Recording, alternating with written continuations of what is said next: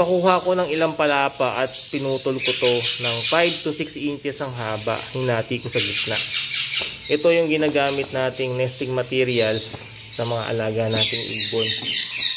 Maganda kasi to para hindi masakang at matagal din yung ano niya, yung tinatagal ng fiber niya bago mamugmog.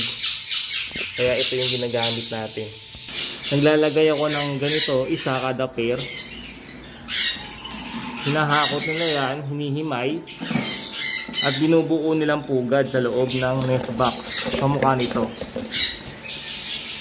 Ayan, meron siyang binuong bahay. Ayan po. Ganyan na itsura.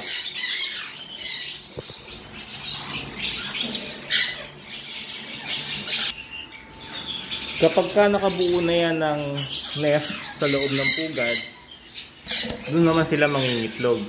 Ayan. Nagsisilbi siyang protection para hindi gumulong yung itlog doon sa loob ng pugad.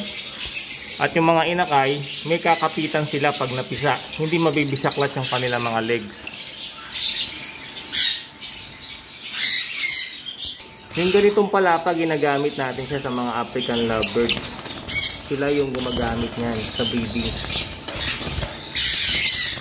Ang paglalagay ng nesting materials sa mukha nito, nakakatulong yan para ma-stimulate yung ating breeding.